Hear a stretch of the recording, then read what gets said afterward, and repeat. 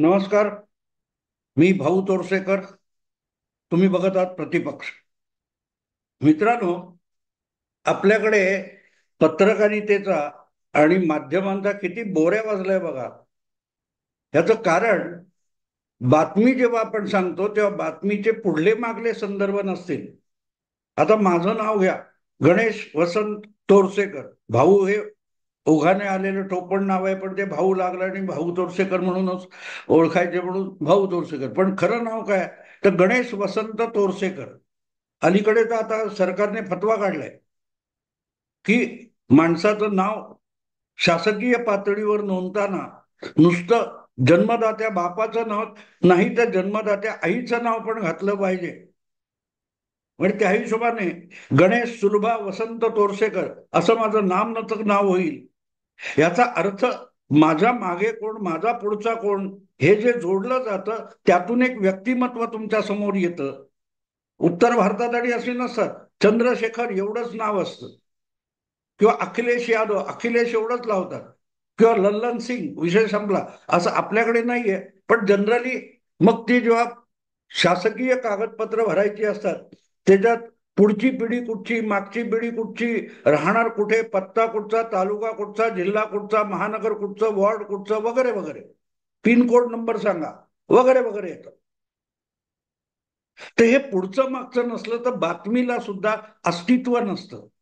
आणि म्हणून ज्या वेळेला बातमी सांगितली जाते, त्या बातमीला एक महत्व असं असतं की त्या बातमीचे पुढचे मागचे संदर्भ नसतील तर मग त्या बातमीची सगळी गंमत निघून जाते. उसाचा रस काढल्यानंतर जसं चिपाड उरतं, तशी ती बातमी ब्रेकिंग न्यूज म्हणून दाखवली तरी ती चिपाडच असते. हे मी आत्ता एवढ्यासाठी तुम्हाला हे सगळं निरूपण सांगितलं की बातमीची महत्ता काय असते. सध्या तुम्हाला माहितीये, एक बातमी एका शब्दावरून महाराष्ट्राच्या राजकारणात प्रचंड धुमाकूळ उडालेला आहे. आणि अर्थातच तो धुमाकूळ हा युतीमध्ये नाही, पण महाविकास आघाडीत आहे. पण महाविकास आघाडीचं नागडं घोडे पण लपवायचं, यासाठी जर महाराष्ट्रातल्या मराठी माध्यमांनी सुपारी घेतली असेल, तर महाविकास आघाडीत अगदी नंगा नाच झाला, एकमेकांच्या उरावर बसले तरी नाही नाही ते गळाभेट करतायत असं सांगण्याची पद्धत आहे. आणि म्हणूनच महाविकास आघाडीत ज्या एक रणकंदन माजलेलं आहे, ज्यावरून कदाचित महाविकास आघाडी फुटू शकते, तुटू शकते, इथपर्यंत चर्चा जातात, त्याचं कारण आहे महाविकास आघाडीचा आगामी विधानसभा निवडणुकीत मुख्यमंत्री पदाचा चेहरा कोण आहे. आतापर्यंत अनेकदा गेल्या 2 महिन्यात, 1.5 महिन्यात, किंबहुना लोकसभेचे निकाल संपल्यापासून संजय राऊत, आदित्य ठाकरे, उद्धव ठाकरे यांनी वारंवार सांगून झालंय की मुख्यमंत्री पदाचा चेहरा असला पाहिजे, त्याचा फायदा मिळतो. महाविकास आघाडीला आपला मुख्यमंत्री आणि मुख्यमंत्री पदाचा चेहरा आधीपासून सांगितला पाहिजे, यासाठी ते अतिशय आग्रही आहेत. पण दुसरीकडे त्यांचे आजकालचे गेल्या 4-4.5 वर्षातले जे मित्र आहेत, जे त्यांना सडवणार नाहीत, याची कुठची तरी गॅरंटी उद्धव ठाकरेंना मिळालेली आहे. कारण आधीचे मित्र भारतीय जनता पक्ष वगैरे वगैरे यांनी 25 वर्ष युतीमध्ये शिवसेनेला सडवलं, हा उद्धव ठाकरे यांचा दावा आहे. आणि त्यामुळे आता ही जी महाविकास आघाडी जी उद्धव ठाकरेंनी पुढाकार घेऊन बनवली युती तोडून, त्यामध्ये अर्थातच प्रिझर्वेटिव्ह टाकलेले असतील की यामध्ये लोणचं असेल, आमरस असेल, तर तो सडता कामा नये, कुजता कामा नये, यासाठी कुठचे प्रिझर्वेटिव्ह घातलेत माहित नाही. कदाचित बारामती अॅग्रोटेकचे प्रिझर्वेटिव्ह या महाविकास आघाडीत घालून ती बनवलेली असेल. पण उद्धव ठाकरे सातत्याने विधानसभा निवडणुकीपूर्वी आत्तापासूनच मुख्यमंत्री पदाचा चेहरा ठरवला पाहिजे असा आग्रही आहे. पण मुख्यमंत्री पदाचा चेहरा म्हणजे मुख्यमंत्री नसतो. मग मुख्यमंत्री पदाचा चेहरा म्हणजे काय असतो मित्रांनो? मुख्यमंत्री पदाचा चेहरा म्हणजे भावी मुख्यमंत्री, है ना, भावी मुख्यमंत्री. जसे शरद पवार गेले 30-35 वर्षापासून भावी पंतप्रधान आहेत देशाचे, आणि त्यांचे अत्यंत जिवलग मित्र असलेले राहुल बजाज यांच्या लेखी तर देशाला न लाभलेला पंतप्रधान आहे शरद पवार, पण ते कायम भावी पंतप्रधान राहिले. तसं उद्धव ठाकरे किंवा संजय राऊत वगैरे आग्रही आहेत, ते भावी मुख्यमंत्री कोणी जाहीर करा, तो होईल न होईल त्याला भावी तर म्हणायचं आहे. आणि भावी आमदार, भावी मुख्यमंत्री, भावी नगरसेवक, भावी खासदार असे शब्द आणि ते मोठमोठ्या पोस्टरवर लावतात. तो होईलच याची गॅरंटी नसते. मतदाराने कौल दिला तर तो नगरसेवक होईल. मतदारानं याला निवडून द्या, हा भावी आहे, आमदार आहे, खासदार आहे, मंत्री आहे, मुख्यमंत्री आहे. आणि अशी पोस्टर्स आतापर्यंत गेल्या 2-4 वर्षामध्ये लहान मोठ्या अनेक नेत्यांच्या वाढदिवशी त्यांच्या त्यांच्या मतदारसंघात किंवा इतरत्र लागलेली सुद्धा आहे. आणि हे जेव्हा मी सांगतोय तेव्हा एक आणखीन आठवण करून देईल मित्रांनो, एक आणखीन आठवण करून देईल. 2022च्या 9 फेब्रुवारीला 2-3 दिवस बाकी असताना अचानक ठाणे जिल्ह्यात किंवा ठाणे शहरामध्ये काही ठिकाणी किंवा एखाद्या ठिकाणी एक असंच पोस्टर लागलं होतं, भावी मुख्यमंत्री. आणि ते भावी मुख्यमंत्री हे अल्पकालीन ब्रेकिंग न्यूज झालं होतं. मला वाटते 5-7 फेब्रुवारी असेल 2022, ज्यावेळेला उद्धव ठाकरे मुख्यमंत्री होते. अशा वेळेला आजचे जे विद्यमान मुख्यमंत्री आहेत एकनाथ शिंदे यांचा वाढदिवस जवळ आला होता, आणि ठाण्यातल्या मला वाटते वाहतूक सेना नावाच्या ड्रायव्हर वगैरे ड्रायव्हर चालक मालक संघटनेने एक भव्य मोठं पोस्टर ठाण्यात लावलं होतं. एकनाथ शिंदेचा फोटो होता, त्यावर आदित्य ठाकरे, बाळासाहेब ठाकरे, उद्धव ठाकरे असे कोणाचेही फोटो नव्हते. फक्त एकनाथ शिंदेचा फोटो होता, नगर विकास मंत्र्यांचा. आणि त्यावर शुभेच्छा देताना लिहिलं होतं की भावी मुख्यमंत्री. आणि तो एक भावी मुख्यमंत्री झाला हे विसरता कामा नये. अवघ्या मला वाटते 3 ते 4 महिन्यामध्ये खरोखरच एकनाथ शिंदे हे भावी मुख्यमंत्री, विद्यमान मुख्यमंत्री होऊन गेले, जे गेली आता 2.5-2.25 वर्ष अजूनही मुख्यमंत्री आहेत. आणि त्यामुळे जेव्हा त्यांच्या किंवा त्यांच्या जीवलगांच्या जवळच्या लोकांना कसलीही खात्री नव्हती, तरीही त्यांनी पोस्टर लावलं होतं. आणि त्या पोस्टरची मोठी बातमी झाली की उद्धव ठाकरे मुख्यमंत्री असताना एकनाथ शिंदे हे भावी मुख्यमंत्री, असं पोस्टर लागतंच कसं. आणि 4-5 तासात रात्री अपरात्री कधीतरी लावलं असेल पोस्टर, आणि मला वाटते सकाळी 8-9 वाजल्यापासून त्याच्या वेगवेगळ्या चॅनेलवर इतक्या ब्रेकिंग न्यूज झाल्या की ते पोस्टर मला वाटते दुपारी 12 वाजण्यापूर्वीच काढून टाकलं गेले. तेव्हा भावी मुख्यमंत्री हा शब्द इतका पुळचट समजू नका.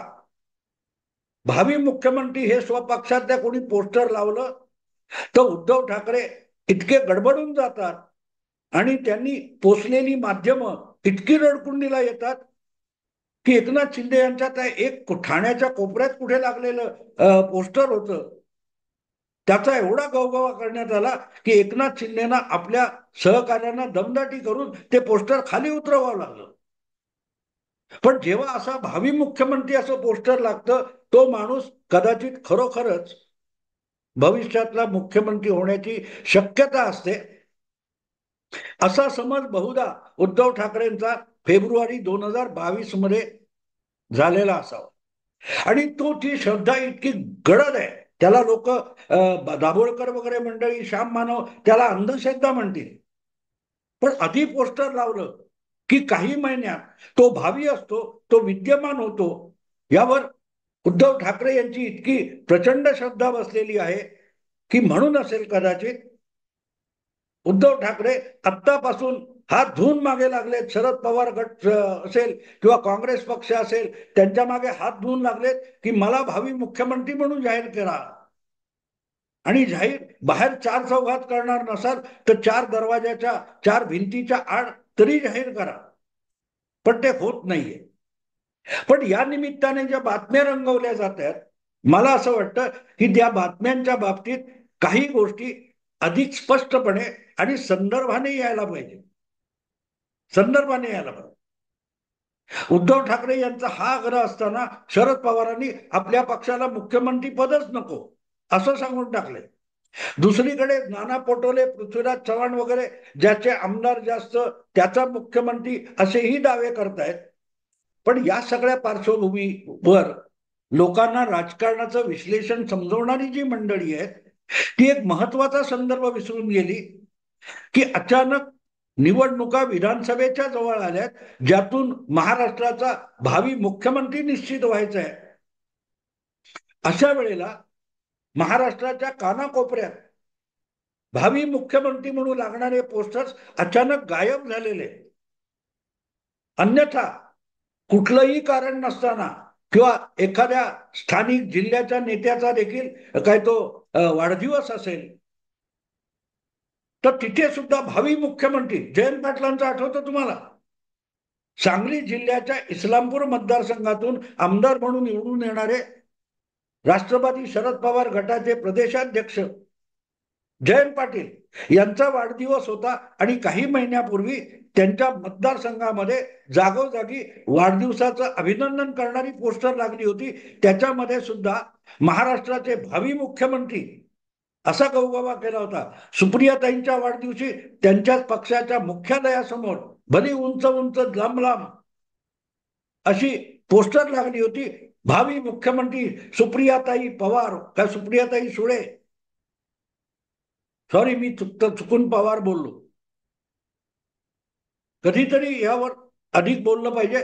पण आज मला आठवतं की हे सगळे गेले 3-4 वर्ष पोस्टरवर झळकणारे गाव गन्ना तालुका जिल्ह्यातले भावी मुख्यमंत्री प्रत्यक्ष विधानसभा येऊन दारात उभी राहिल्यानंतर एक एक करून गायब झाले. आता या वर्षी नोव्हेंबरमध्ये अमेरिकेच्या राष्ट्राध्यक्षांची निवडणूक होणार आहे आणि ही जी राष्ट्राध्यक्षांची निवडणूक होते त्यामध्ये अर्थातच 2 पक्षांमध्येच मोठी लढत होते, डेमोक्रॅट आणि रिपब्लिकन. आता ह्या पक्षामध्ये राष्ट्राध्यक्ष निवडणुकीची उमेदवारी मिळवायची असेल, तिकीट मिळवायचं असेल तर पक्षामध्ये मुळात आपलं वर्चस्व सिद्ध करावं लागतं आणि त्यासाठी जे राष्ट्राध्यक्ष पदासाठी इच्छुक असतात असे लोक जवळजवळ वर्षभर आधी सुरुवात करतात. 8-10 महिने आधी त्यांच्या प्रायमरीज सुरू होतात. पक्षाच्या वेगवेगळ्या राज्यामध्ये, वेगवेगळ्या महानगरामध्ये मोठमोठ्या बैठका, सभा होतात आणि प्रत्येक इच्छुक असतो तो आपल्या पद्धतीने आपला एक ग्रुप जमवतो, गट जमवतो आणि आपल्या पक्षातर्फे राष्ट्राध्यक्ष पदासाठी मीच कसा अधिक उपयुक्त आहे याच्यावर स्थानिक पातळीवर पक्षांतर्गत मतदान होतं. आणि जसजसं निवडणूक जवळ येत जाते तसतस यातले अनेक उमेदवार गळत जातात, विरघळत जातात, अंतर्धान पावतात आणि त्यातले अनेक जण आपली माघार घेताना उरलेले जे इच्छुक आहेत त्यापैकी कोणाला तरी पक्षातर्फे उमेदवारी मिळावी म्हणून पाठिंबा जाहीर करतात आणि स्वतः आपला अवतार उमेदवार म्हणून अवतार संपवून टाकतात, गायब होत जातात. शेवटी ह्या बाजूला डेमोक्रॅट, त्या बाजूला रिपब्लिकन असं जे काही चालू असतं त्या दोन्ही पक्षांकडून फायनली एक एक उमेदवार राष्ट्रीय पक्ष अधिवेशनामध्ये ठरवला जातो, शिक्कामोर्तब होतं आणि मग शक्यतो त्यापैकी एखादा इच्छुक याला उपराष्ट्रपती, उपाध्यक्ष म्हणून हा नवा अध्यक्ष निवडलेला असतो तो ठरवून टाकतो किंवा त्या स्पर्धेमध्ये 2 नंबरचा असतो तो अल्टिमेटली उपाध्यक्ष म्हणून हे होतं. हे मी तुम्हाला एवढ्यासाठी समजावलं की तिथे जसं एक एक करत बारगळत जातात, जसजशी निवडणूक जवळ येते तसतसे इच्छुक बारगळत जातात आणि भावी राष्ट्रपतींची संख्या ही घटत जाते.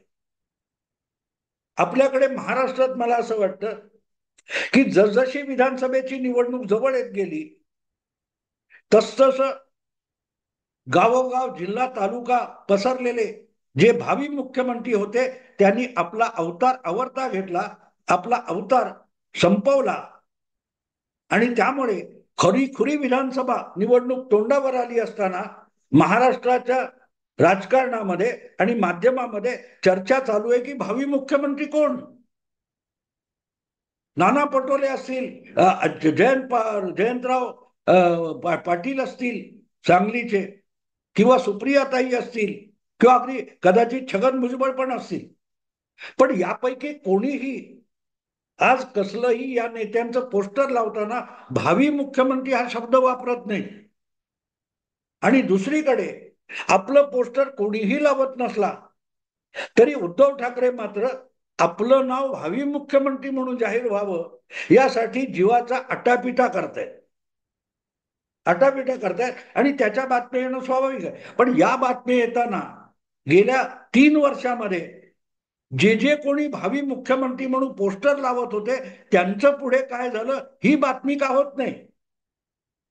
कोणी जयंत पाटलांना तोंडावर का विचारत नाही की 2-2.5 वर्षापूर्वी कधीतरी तुमच्या वाढदिवशी तुमच्या पाठीराख्यांनी पक्ष फुटलेला नसताना सुद्धा आणि शरद पवारांच्या इच्छेची पर्वा न करता तुमच्या इस्लामपूरमध्ये तुम्हाला भावी मुख्यमंत्री करून टाकलं होतं.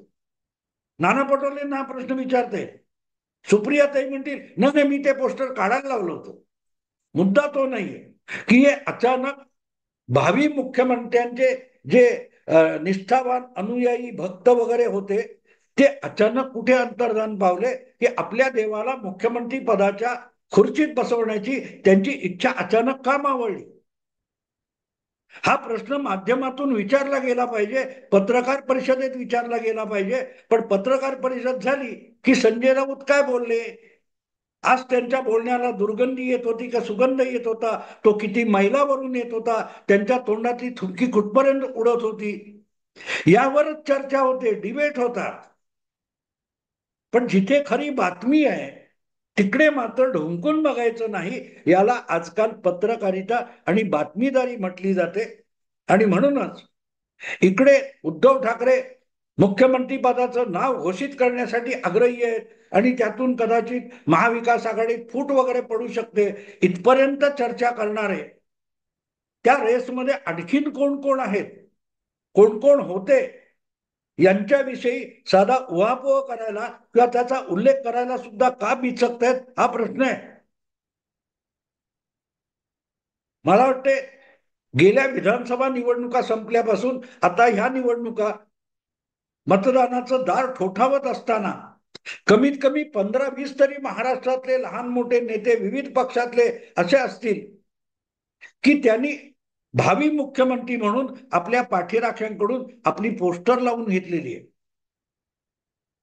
कमीत कमी त्यांना माध्यमांनी आता जाऊन गाठलं पाहिजे किंवा तुम्ही भावी मुख्यमंत्री म्हणून गेली 2 वर्षापासून प्रयत्न करत होता त्याचं पुढे काय झालं.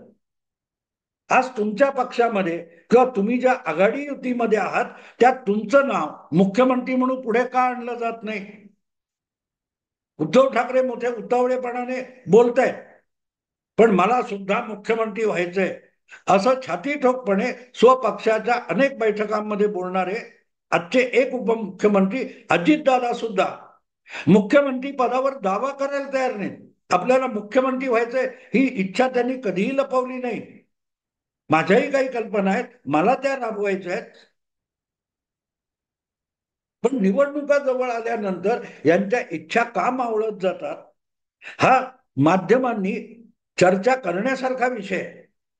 अन्यथा प्रत्येकाला एकनाथ शिंदेनी मला वाटत नाही की मुख्यमंत्री होण्यापूर्वी तो एक फेब्रुवारी 2022चा प्रसंग सोडला तर एकनाथ शिंदे यांनी कधी भावी मुख्यमंत्री असं पोस्टर लावलं नव्हतं. आणि मला असं वाटतं की अगदी देवेंद्र फडणवीसांसारखा नेता हा 2014 मध्ये अकस्मात मुख्यमंत्री झाला तेव्हा सुद्धा त्यांनी आपलं पोस्टर पुढे भावी मुख्यमंत्री म्हणून लावलं होतं अशी बातमी माझ्या तरी वाचनात नव्हती.